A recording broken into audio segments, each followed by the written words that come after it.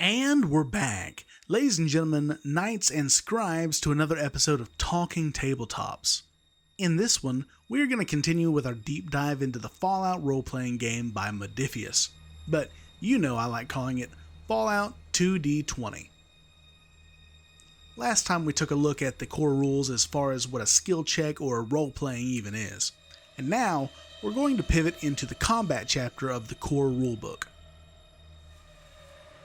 This chapter has four main sections: combat encounters, damage and injury, and then healing and the environment.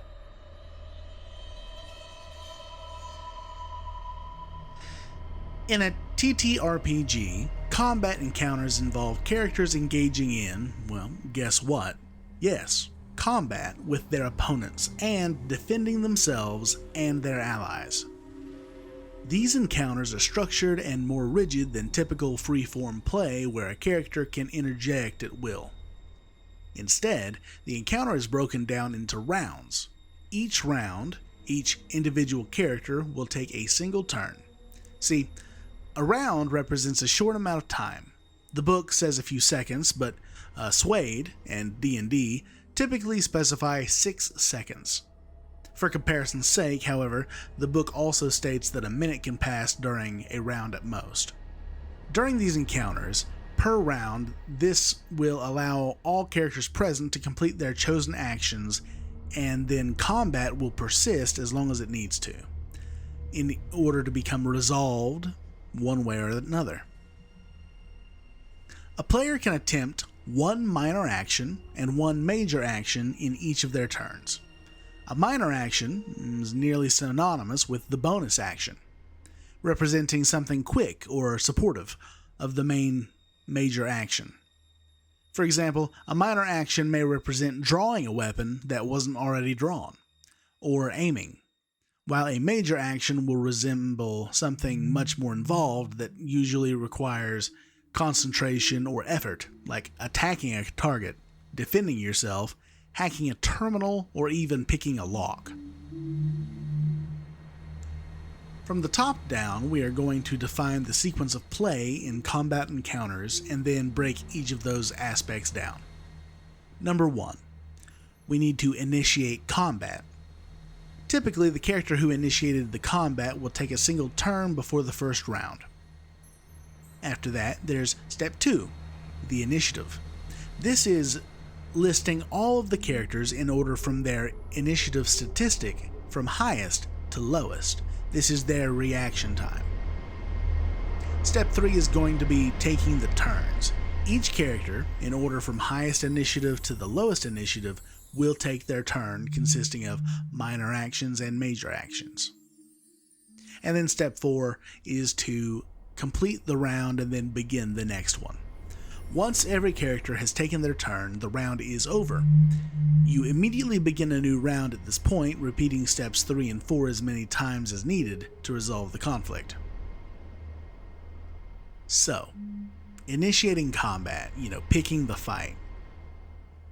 Then arranging the initiative order, taking turns to complete the round, and then repeating the process until it's over. All of that might sound complicated, but once you get into the groove, it really is that simple. So let's take a look at initiative. When combat begins, as stated before, the player who first initiates combat will take a turn immediately. Once this is done, the Game Master will rank the combatant in order of their initiative statistic, from highest to lowest.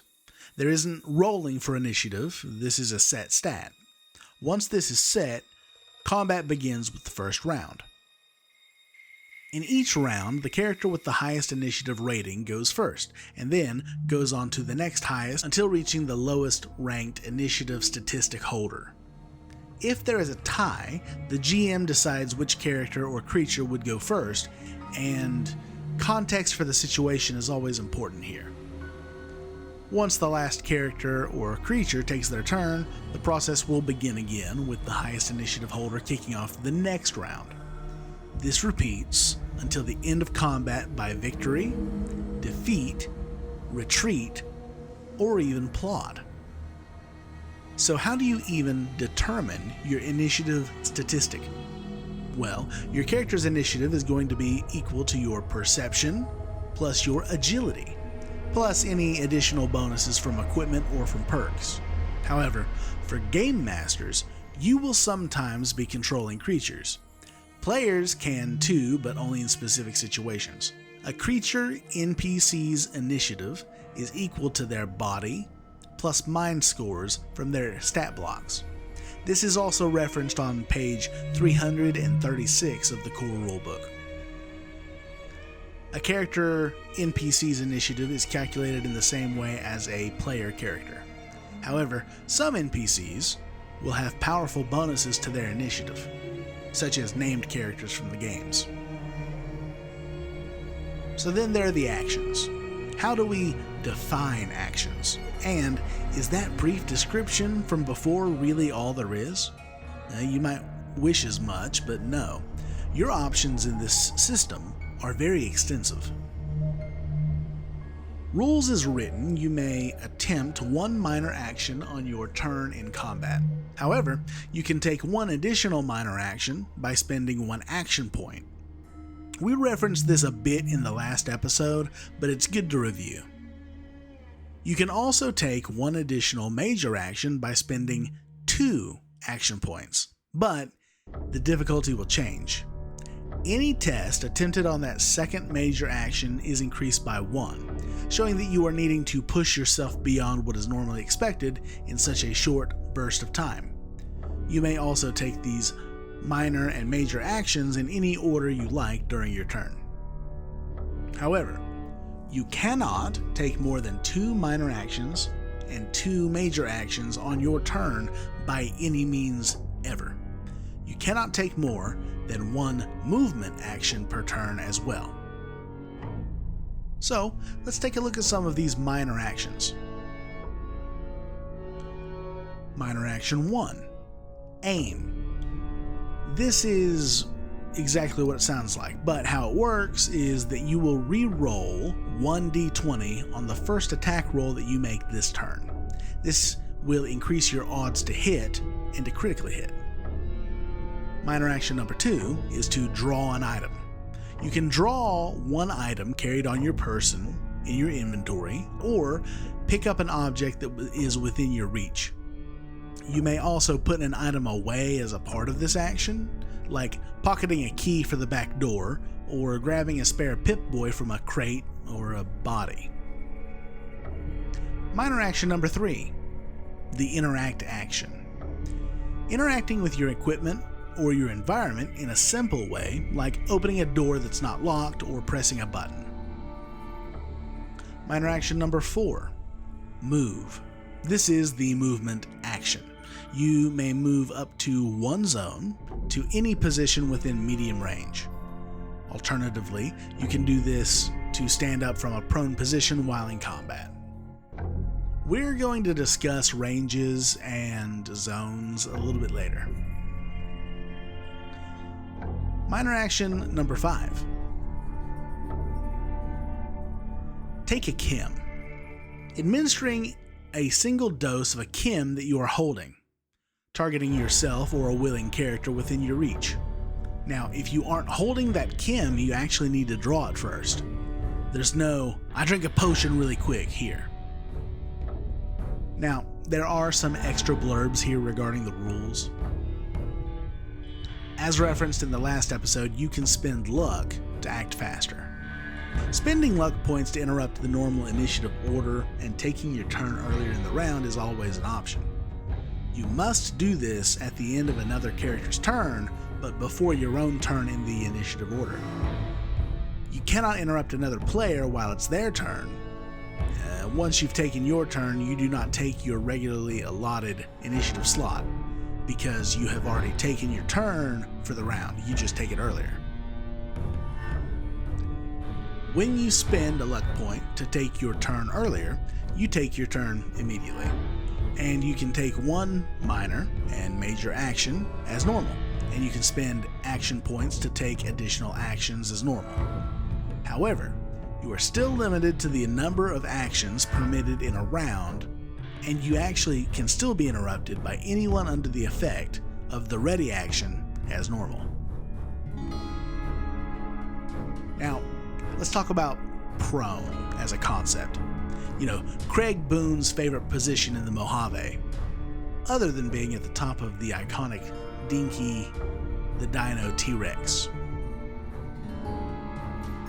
You can also be knocked prone by attacks, hazards, or complications. Now, this is also a position you can assume willingly at the end of any movement action that you perform. Being prone does a few things. When you are prone, you're going to be moving at a crawl. The move action becomes a major action rather than its regular minor action form, and you cannot take the sprint action, which makes sense. While you're prone, enemies at medium range or further add a +1 to difficulty when they make attacks against you. However, while you're prone, enemies at close range reduce their difficulty of attacks, including melee attacks, by 1 to a minimum of 0. Now, while prone, you can reroll any cover weapon dice that you have. And that's really going to handle all the minor actions listed in the book. So let's pivot over to the major actions. Major action 1, the assist action. When you assist another character with their next test, you provide them with the assistance referenced last episode and on page 16 of the core rules. If you have not yet acted this round, you may also give up your turn later in the round to assist an ally when they attempt a skill test. Major action number 2 is the attack action. This is the bread and butter of combat. You make a melee or a ranged attack as described in the blurb, making an attack, on page 27. And that is coming up soon, so don't worry. Major action number 3, you can command an NPC. Now, I referenced this earlier when talking about creatures, but it isn't always limited to our pets. If you have an allied NPC under your command, you would choose a single major action for them to take. If the action requires a test, then you will auto-assist using your charisma plus your speech. Now, that's if the NPC is a person. You would use a charisma plus survival check if the NPC is an animal, like Dogmeat. Or an intelligence plus science check if your NPC is a robot, like a Mr. Handy. The next major action, number 4, is going to be the defend action. You can also just focus on protecting yourself. You do this by making an agility plus athletics test with a difficulty equal to your current defense. If you succeed, you add a +1 to your defense. For 2 action points, you can add an additional +1 to your defense as well. Major action number 5 is the first aid action. Sometimes combat isn't just about taking lives, you might actually need to save one too. You can quickly try to patch the wounds of an ally or yourself. You will make an intelligence plus a medicine test with a difficulty equal to the number of injuries that your patient has. And you will increase the difficulty by 1 if you are trying to perform first aid on yourself. If you do succeed, you can either heal HP or health points equal to your medicine rating. You can treat 1 injury the patient is suffering. Now we're going to cover more on that a little bit later on page 34. Or you can stabilize a dying patient. Now, you can always choose to pass and not do anything during your turn, and sometimes this is very applicable, though rare. Major action number 6 is the rally action. So you need to grit your teeth, catch your breath, and prepare yourself to keep on fighting. You need to rally. Make an endurance plus survival test with a 0 difficulty, and then save any action points you generate. The Game Master may even allow you to use special different special attribute plus skill combos for this given the unique situation, such as a charisma plus speech check to inspire your allies. Major action number 7 is the ready action. I referenced this a little bit earlier, and it's similar to the hold action from D&D. The ready action is where you describe an expected situation and choose a major action that you're going to perform when that criteria is made. If that action occurs before the start of your next turn, you may perform that major action immediately, interrupting another character's actions as necessary. If more than one character has already readied an action for the same situation, their readied actions occur in initiative order.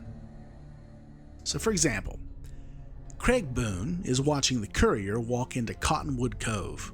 They're there to kill the legate of that camp.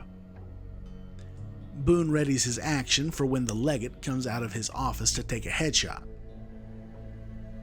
Major action number 8 is the sprint action. It's an additional movement action, though it allows you to move up to 2 zones to anywhere within long range. Major action number 9 is the test. This is very general. Perform any skill test for an action that isn't covered by any of the other defined actions. Now, this is always done with the Game Master's permission. But that's not all. There is another blurb, but we handled these rules in the last episode. If you are following along with me, you can go ahead and take a look on page 26. The blurb is called Action Points in Combat Encounters. So we want to make an attack. It's combat after all, but how do we do that? Well, buckle down, let's get locked and loaded and get ready to roll some dice. So step 1, you're going to choose your weapon and your target. To do so, you're going to select one weapon that you are currently wielding. This means you already have the weapon in hand. Then you select a single character, creature, or object as your target. Now, if you're using a melee weapon, the target has to be visible to your character and within your reach to use the melee weapon. Though, if you are using a ranged weapon, then the target only has to be visible to you because you're going to be firing ammunition. When you have chosen your weapon and your target, you may then also choose to target a specific part of a target creature or a character. This will increase the difficulty of the attack by 1 rather than having to roll a specified hit location after the hit connects. Step 2. We need to attempt the test to see if we hit or not. The type of test is going to be determined by the type of weapon used. For melee weapons, you would roll your strength plus your melee weapons with a difficulty that is equal to your target's defense rating. For ranged weapons, you would roll a few different combinations. If you're rolling with small guns, you would roll agility plus your small guns, or endurance plus big guns, or perception plus energy weapons. This is based on your applicable ranged weapon. Your difficulty for ranged weapon attacks is always equal to your target's defense rating as well. However, this difficulty is modified by the range you are to your target. Now, that'll be explained in just a moment.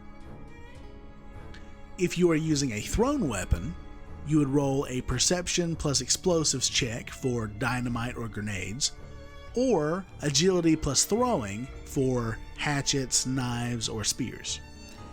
Now, when you use a thrown weapon, your difficulty will always be equal to the same defense rating that is also modified by ranged, similar to a small gun, a big gun, or an energy weapon. Now, if you would rather duke it out, you would use an unarmed roll. This is a strength plus unarmed combat test with a difficulty equal to your target's defense, just like melee combat. With all that being said, we move on to step 3. We need to determine Once we know that we hit, we need to determine where. If we did pass the test to hit, we would roll a 1d20 and reference a table or a hit location die as included in the proprietary Fallout dice. This determines randomly what body part is hit.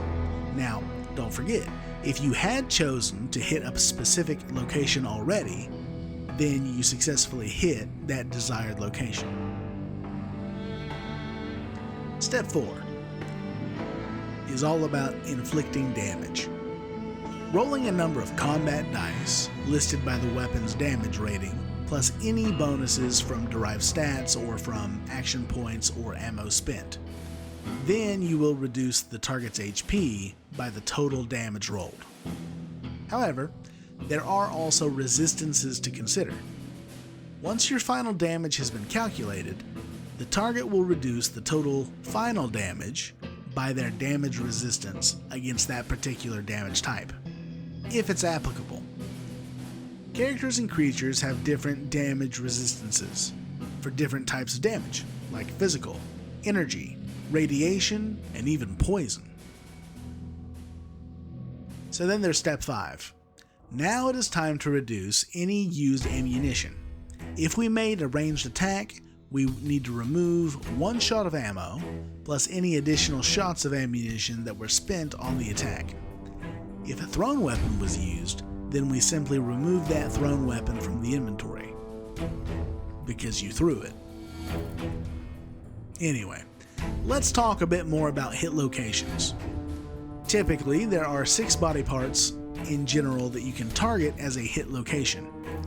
Those are the head, torso, left arm, left leg, and right leg. When you successfully hit an opponent with an attack, you will, as stated earlier, either randomly determine which body part was hit, or if you had already made that choice before the test to hit, then you hit that. You can reference the hit location table on page 28 for any references or questions. Though, if you've played Fallout or watched the television show, you know that we won't just be fighting humanoid creatures. Some creatures in the wasteland may have other types of body parts. They might have wings or claws or tails that don't appear on the hit location table because it references humans. Those locations will be listed in the creature's stat blocks, replacing the hit location table with its own. For example, a left arm on a Cazador might be its wing, for example. Now, there are also those ranged modifiers that we talked about earlier. Ranged and thrown weapons are used to attack any target visible, but the effectiveness will depend on how far the target is from the attacker. Ranged weapons of all types will often have an ideal range located in their stat descriptions. Now, this is just listed as range. This is normally based on the relative distance between the attacker and the attacked. Combat zones are used to determine distances and ranges and will be further detailed on page 37 of the core rulebook. However, a weapon's ideal range is always going to be one of the following.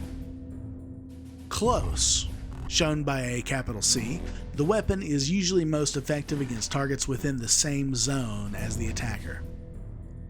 Medium, showed by an M, is a weapon that is most effective against targets in an adjacent zone, or a neighboring zone.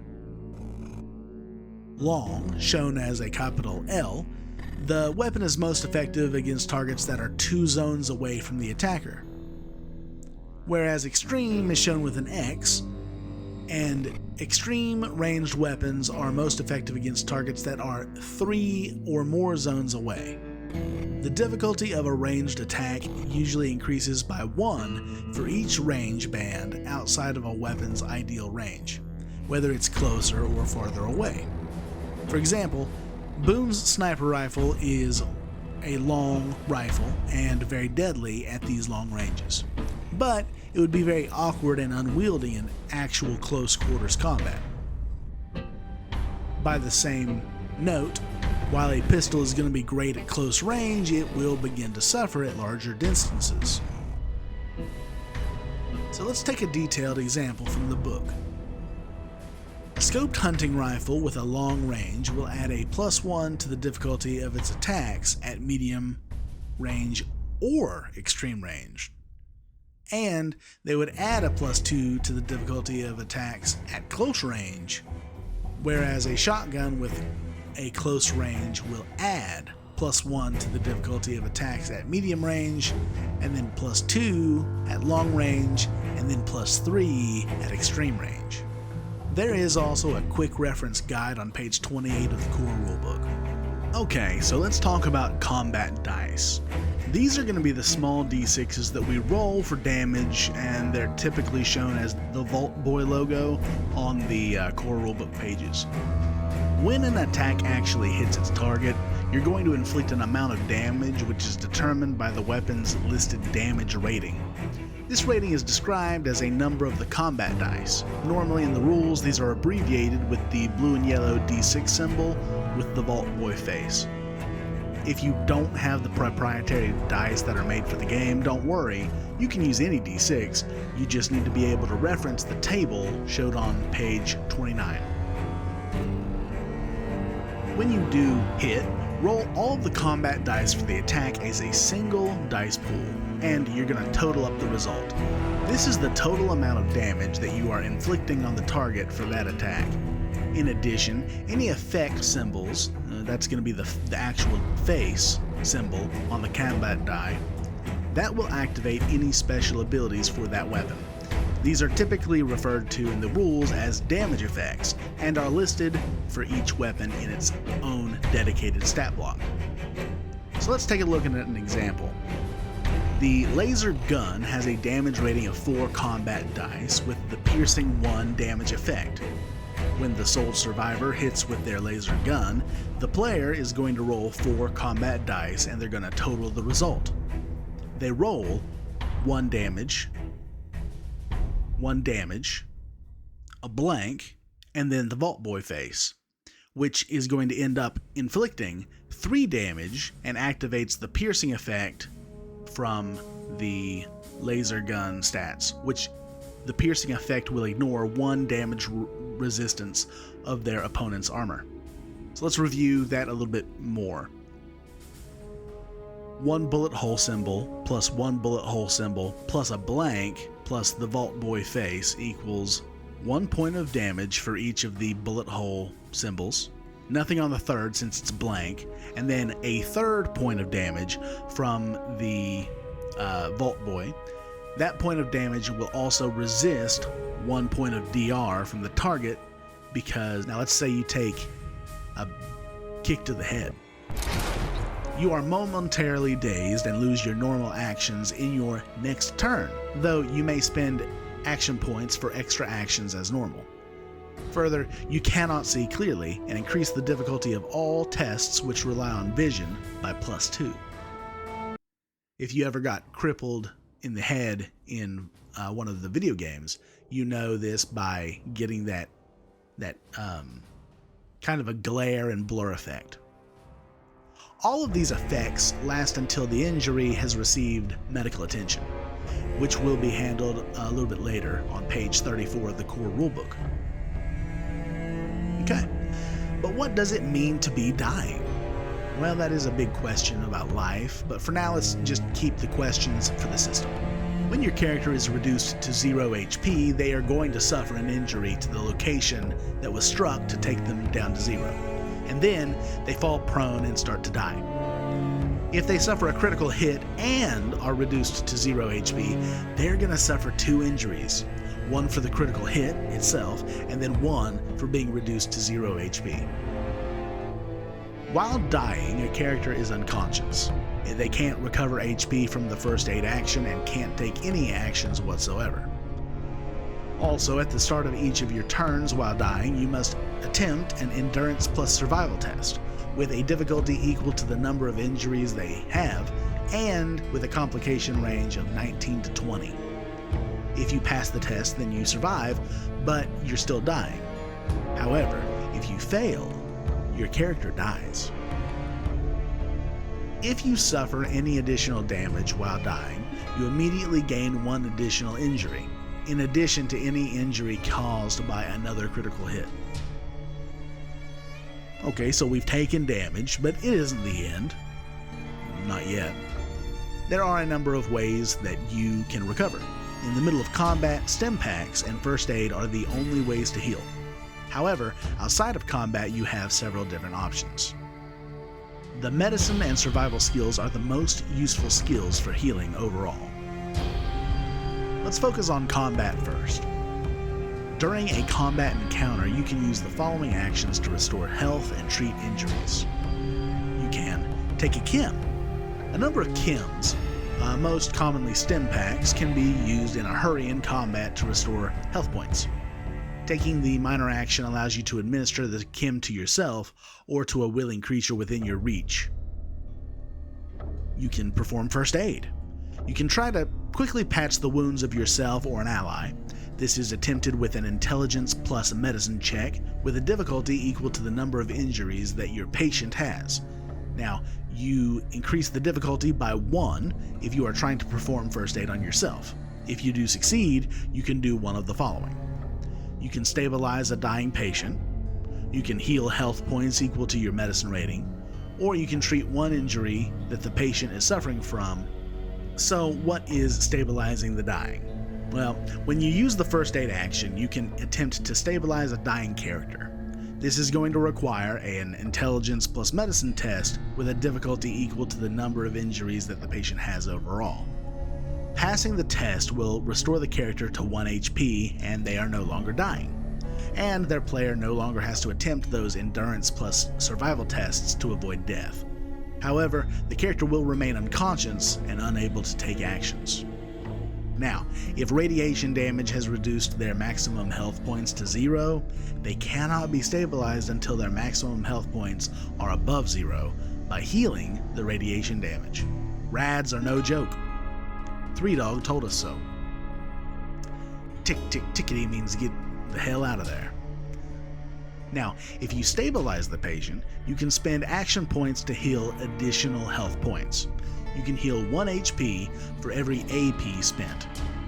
You may also spend 1 action point after stabilizing a character to wake them up from being unconscious, allowing them to continue to act. Now, regaining health.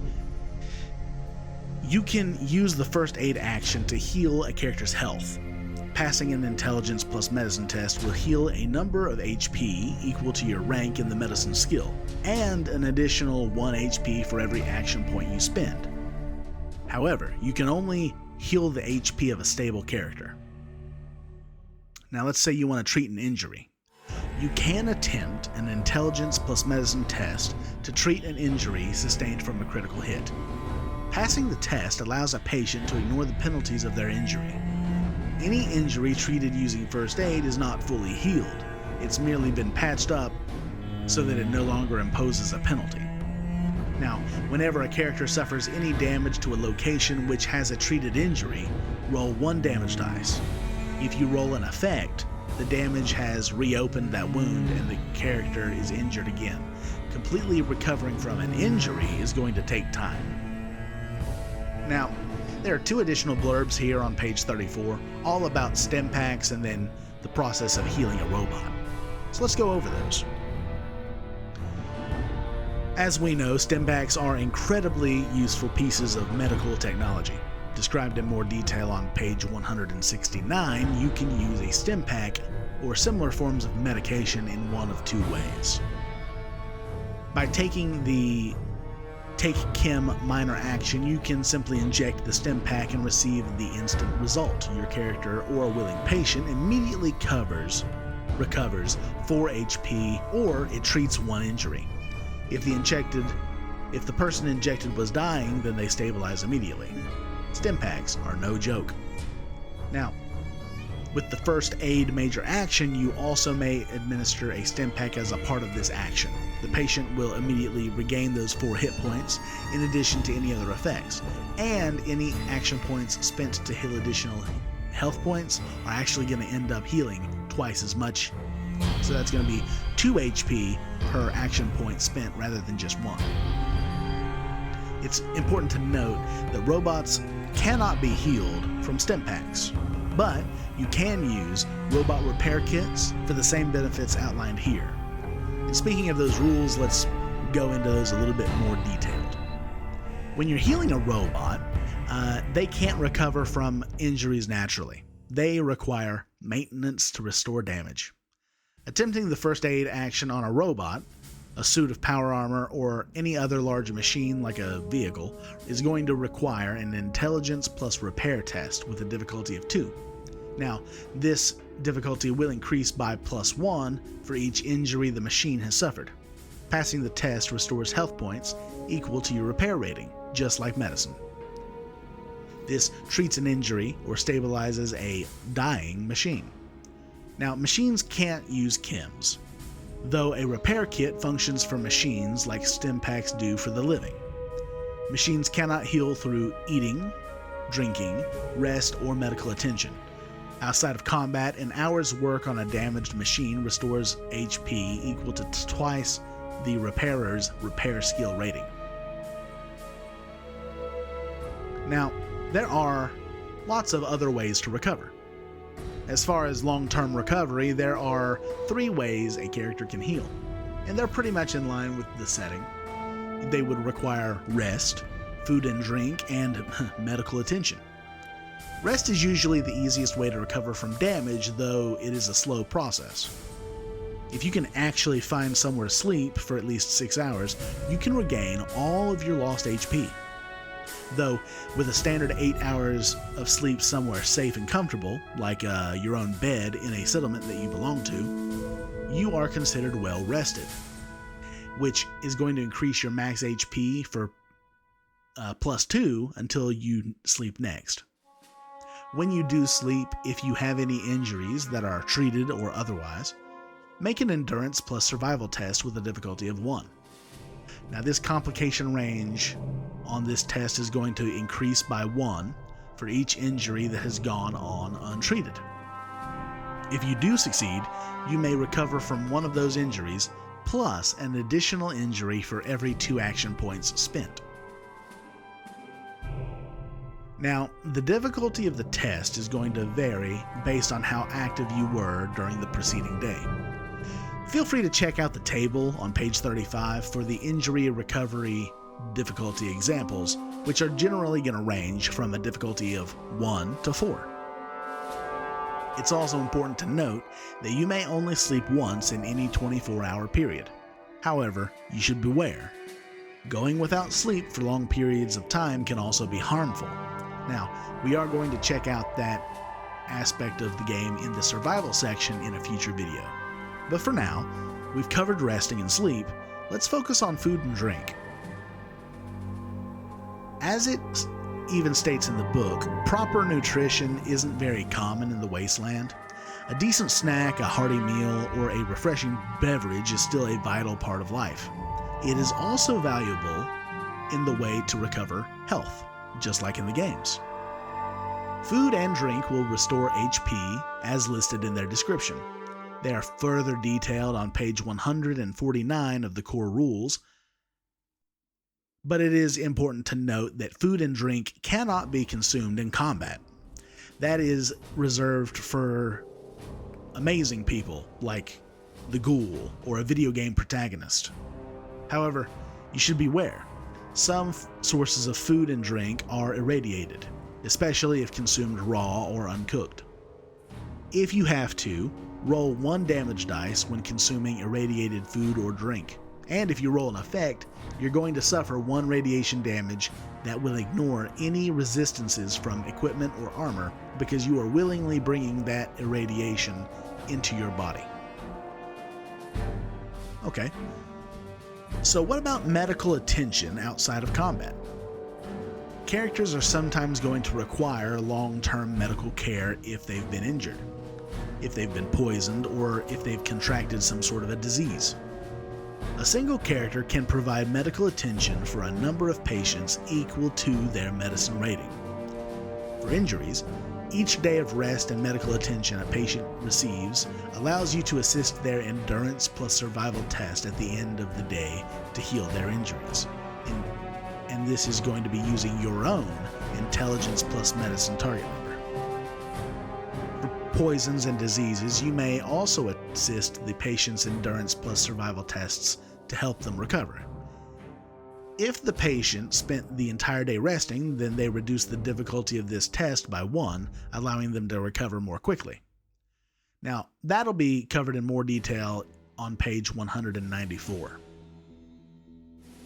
There is a blurb on page 35 that is all about recovering from radiation that you may encounter. Because radiation damage reduces maximum health points, it doesn't heal in the same way that most damage does.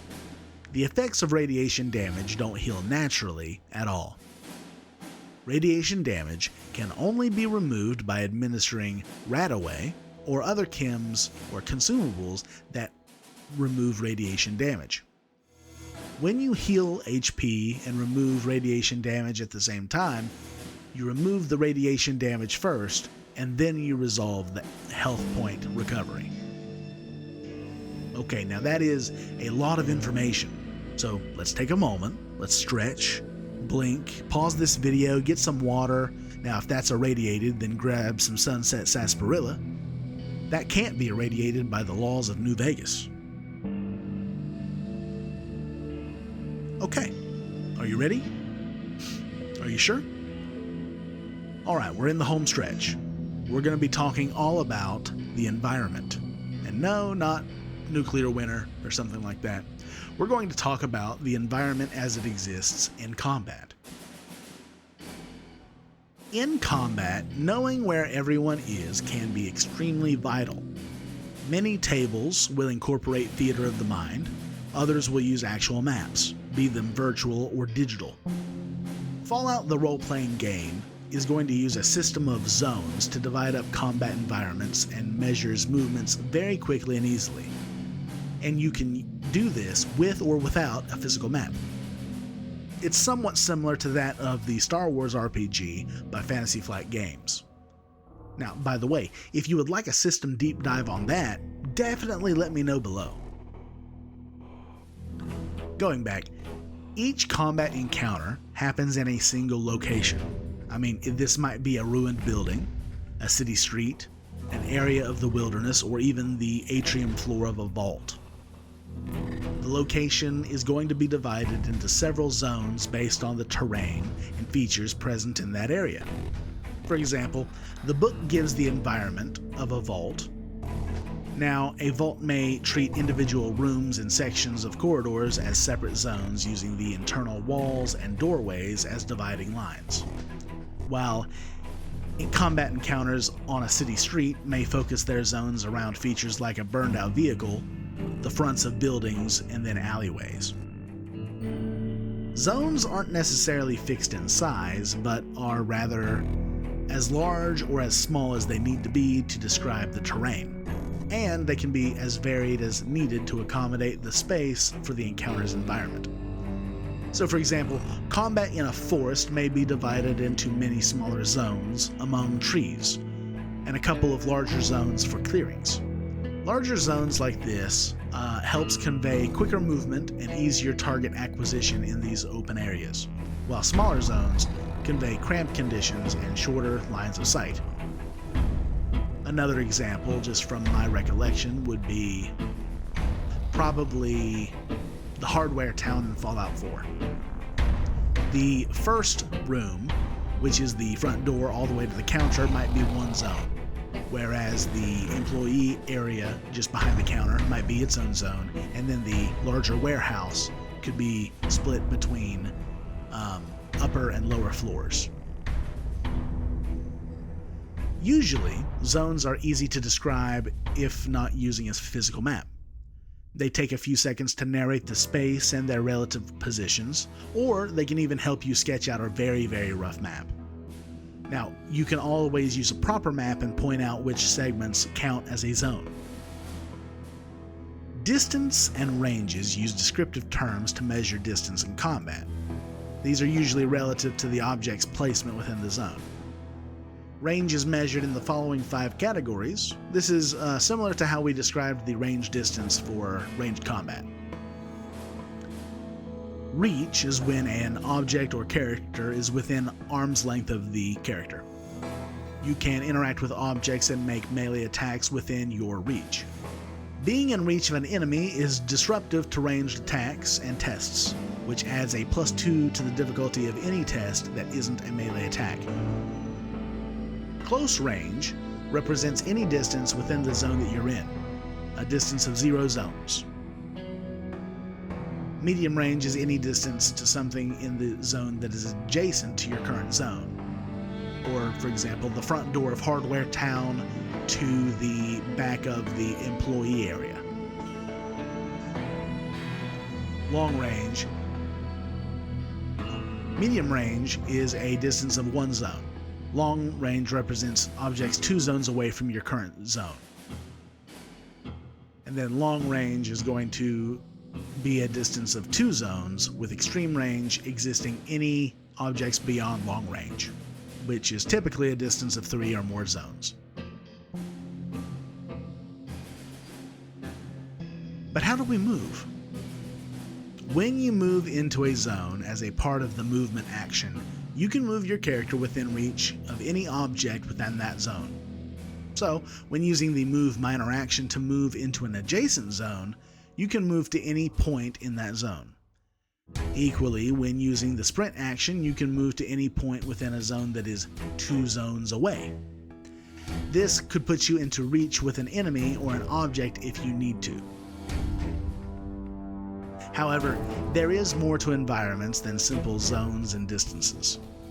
Environmental conditions can vary in size and distance, sure, but also with environmental conditions like cover, obstacles, difficult terrain, conditions, and/or hazards. Individual zones can have environmental conditions like cover, difficult terrain, and hazards. Similarly, the environment as a whole may have some conditions that affect your combat, like being in darkness or fog. Now, cover is going to provide additional damage resistance against physical and energy-based attacks. Objects in the environment will provide a certain amount of damage resistance. These are represented as a number of combat dice. Depending on what they're made from and how resilient they are will depend on how much you get. When you are attacked by a physical or an energy-based attack while behind cover, you're going to roll the number of combat dice listed in the cover table on this page here, and add that to the result of your DR for that attack. To benefit from cover, though, you need to be obscured. It needs to obscure the location hit, whether that's from a melee or a ranged attack. Now, you can't be targeted by an attack if the cover obscures your character's entire body, as you can only be attacked by something that can see you. There is a cover values chart, like I just said, on page 38, which will detail cover from foliage or wood to concrete walls and even steel barricades. Now, so that's cover. But what about difficult terrain or obstacles? We've all seen the ruined streets of DC or even the crammed metros underneath DC. Difficult terrain is going to describe any sort of ground that requires more effort to cross, either because it hinders you or because you need to be careful where you step. A big disconnect from the video games, from Fallout, to actually traversing debris in real life is going to be through that of environmental hurdles. A zone might be filled with difficult terrain which would slow down anyone attempting to cross it. Examples would be broken debris, loose bricks, and probably mud. Similar to difficult terrain are obstacles. These still hinder movement, but they usually exist between zones, and attempts to move from zone to zone may slow progression. These could be barriers, like junk fences, gaps, like like a crawling space or even dangerous drop-offs. When you attempt to move from an area of difficult terrain or to cross an obstacle, you must spend one or more action points to do so, and this depends on how difficult the terrain or the obstacle is. If you don't have the sufficient action points available, then you need to find some sort of a way to generate them. The simplest way to do that is to take the Rally Major Action, which is a difficulty 0 strength plus athletics test. Any and all successes there are going to become AP, which can be spent on moving through the terrain. There are several examples of difficult terrain and obstacles on page 38 of the core rulebook for these action point costs. So, environmental conditions may affect several zones or maybe even the entire environment. From poor lighting to mist and fog, maybe even rain or the infamous radstorm. You should check out that table on the same page 38, but let's summarize a brief overview of what some of these conditions can actually do to you. Darkness will increase your difficulty on perception tests, be they observational or even ranged attacks. Mist or fog will do something similar to perception tests and attacks at certain ranges. It's not quite as bad as darkness. Rain can affect energy weapon use and survival checks by 1 or 2 depending on the heaviness of that rain. So, Game Masters, don't forget to use some dramatically placed rain. Now, the infamous radstorms of Fallout 4. They can impose 2 combat dice of radiation damage to any non-sheltered creature at the start of each of their turns. Nasty. Finally, let's talk about hazards, okay? Hazards are going to be parts of the environment that inflict damage to creatures caught in them. A hazard may be present in a specific zone, or it may be spread among multiple zones. Hazards may be a persistent threat, or they might only occur if something very specific happens to trigger them, like a trap or barbed wire. Speaking of that, there are dangerous objects. An environment may contain several dangerous objects that will inflict damage or cause other effects based on the actions of those present. Like I said, mines or other traps are common examples, as many folk in the wasteland use traps and even automated turrets to defend what they think is theirs. A dangerous object is triggered by a specific action occurring nearby. This might be a complication, or it might occur when a character enters a specific zone. Characters must attempt a test to avoid the damage, typically an agility plus athletics or a perception plus survival test to either dodge the trap or to spot the trigger just in time. Mines are described on page 120, and they allow characters to set up traps of their own quickly and easily. For more on dangerous objects, you should definitely check out the actual table on page 39 in the core rulebook. But let's just take a look at what is on that. These are frag mines, flammable gas, grenade bouquets, shotgun traps, and sentry turrets, as well as specific examples of hazards in its own chart on the same page. These will range from falling debris, falling damage, all the way to proximity-based radioactive waste or materials. All of these hazardous things we know and love from the games are vital to the feeling and flow of Fallout. And let me just tell you, the tabletop RPG version will not hold a candle to the video game experience if aspects like these are just ignored. Okay, and that is going to be it on combat for the Fallout 2D20 system. Thank you so much for tuning in. In the next one, we are finally going to cover my favorite part of any TTRPG, character creation. We're going to talk all about special attributes, skills, derived statistics like health, defense, and initiative, as well as perks, and character advancement.